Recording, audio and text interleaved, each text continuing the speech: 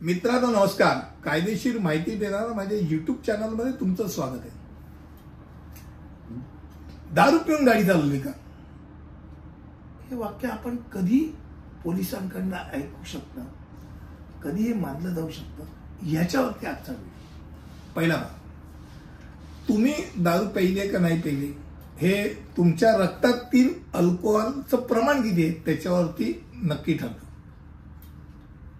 कोणीतरी थोडंफार दारू पिऊन गाडी चालवत असेल, ती थोडीफार आहे का खूप आहे हे त्या अल्कोहोलचं प्रमाण ते चेक करून सांगितलं जातं. आणि BSE कायदेशीर मर्यादा जी आहे ती 0.03%ची. म्हणजे सामान्य लोकांना कळणाऱ्या भाषेत बोलायचं गेलं तर ॲनालायझर घेतलं, नाकासमोर ठेवलं आणि त्याला मोठ्यांनी तोंडातनं त्यानं श्वास टाकला आणि त्यामध्ये ॲनालायझर जर सांगितलं की बाबा ह्याच्यात प्रमाण जास्त आहे किंवा त्याचं रक्ताची चाचणी घेतली आणि रक्ताच्या चाचणी ही खास करून जेव्हा गुन्हा घडतो, ऍक्सिडेंट घडतो तेव्हा त्याची रक्ताची चाचणी घेतली जाते, जे अधिक प्रमाण मानलं जातं. ज्यात 100 मिलीग्राम तुमच्या रक्तामध्ये जर 30 मिलीग्राम पेक्षा जास्त अल्कोहोल, म्हणजे 100 ml मध्ये 30 मिलीग्राम पेक्षा जास्त अल्कोहोल जर सापडलं तर तुम्ही दारू पिऊन गाडी चालवली हे सिद्ध होतं. त्यामुळे त्याचा गुन्हा तुमच्यावरती लागतो. आता असा गुन्हा केला तर काय होऊ शकतं, तर पहिली गोष्ट म्हणजे भारतातला कायदा खास करून दारू पिऊन गाडी चालवण्याकरता हळूहळू खूप कडक होत चाललाय. म्हणजे शिक्षेचं प्रमाणही वाढलंय, आर्थिक दंडही वाढलाय, पण शिक्षेचं प्रमाणही वाढलेलं.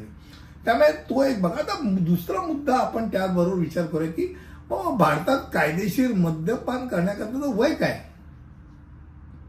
कारण आता नुकताच जो इन्सिडेंट एक घडला की ज्यात वयाने लहान असणाऱ्या मुलाला दारू प्यायला मिळाली, पबमध्ये जाऊन दारू प्यायला आणि त्यांनी काही लोकांना चिरडलं आणि अख्खं खानदान म्हणजे आजोबा, वडील, आई, तो सगळ्यात, कारण त्यांनी प्रत्येकाने वेगवेगळे गुन्हे केले होते अर्थात म्हणून ते आत गेले. तर आणि पबचा मालक सुद्धा की ज्यांनी त्याला दारू दिली. तर वय हे फार महत्वाचं ठरतं की भारतात कायदेशीर मद्यपानाचं वय त्या राज्यामध्ये अधिकार तो दिलाय, तर राज्याला तो कायदा करायचा अधिकार आहे.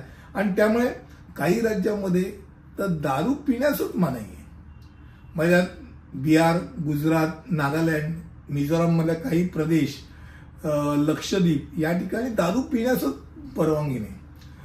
मणिपूरमध्ये काही जिल्ह्यांमध्ये बंदी आहे. मात्र भारतात बहुतांशी राज्यामध्ये मद्यपानास परवानगी आहे, मात्र त्याकरता वय निश्चित आहे.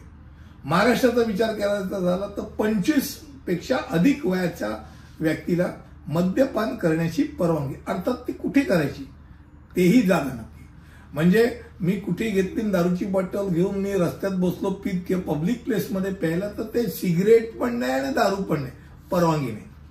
त्यामुळे एक नक्की आहे की एक तर दारू पिणाऱ्यांचं प्रमाण वाढत चाललंय, हा एक नक्की भाग आहे. पण साधारणतः दारूची दुकाने, दारू कुठे मिळू शकते तर दारूची दुकाने, रेस्टॉरंट, हॉटेल, पब, बार, डिस्को, अशा वेगवेगळ्या ठिकाणी ती दारू मिळते.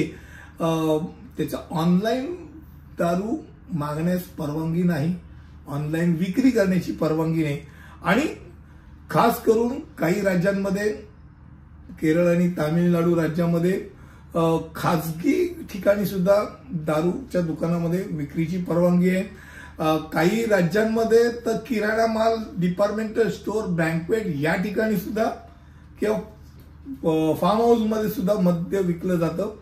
काही ठिकाणी पर्यटन क्षेत्र आहेत, म्हणजे उदाहरणार्थ गोवा सारखं असेल जिथे समुद्र किनारी आणि हाऊस बोटवरती पण मद्य विक्रीला परवानगी आहे.